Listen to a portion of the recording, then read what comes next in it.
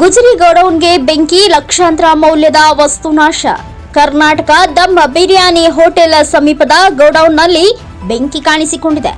ಬೆಂಗಳೂರು ಗ್ರಾಮಾಂತರ ಜಿಲ್ಲೆಯ ಹೊಸಕೋಟೆ ತಾಲೂಕಿನ ರಾಷ್ಟ್ರೀಯ ಹೆದ್ದಾರಿ 75ರ ಚಿಕ್ಕನಹಳ್ಳಿ ಯಳಚಕ್ಕಹಳ್ಳಿ ಗೇಟ್ ಬಳಿ ಇರುವ ಕರ್ನಾಟಕ ದಮ್ ಬಿರಿಯಾನಿ ಅಂಗಡಿ ಹಿಂಭಾಗದಲ್ಲಿ ಅಪಾರ ಪ್ರಮಾಣ ಗುಜರಿ ವಸ್ತುಗಳು ಸೇರಿದಂತೆ ಕಾಟನ್ನು ಶೇಖರಣೆ ಮಾಡಿದ್ದ ಗುಜರಿ ಅಂಗಡಿಯಲ್ಲಿ ಅಪಾರ ಪ್ರಮಾಣದ ಬೆಂಕಿ ಕಾಣಿಸಿಕೊಂಡಿದೆ. ಬೆಂಕಿಯ ಕೆನ್ನಾಲಿಗೆ ಸುತ್ತಲಿನ ಪ್ರದೇಶಕ್ಕೆ ಹಬ್ಬುತ್ತಿದ್ದು, ಸ್ಥಳಕ್ಕೆ ಅಗ್ನಿಶಾಮಕ ದಳದ ಸಿಬ್ಬಂದಿ ಭೇಟಿ ನೀಡಿ ಬೆಂಕಿ ನಂದಿಸುವಲ್ಲಿ ಹರಸಾಹಸಪಟ್ಟರು. ಬೆಂಕಿ ಕೆನ್ನಾಲಿಗೆ ಹೆಚ್ಚುತ್ತಲೇ ಇತ್ತು.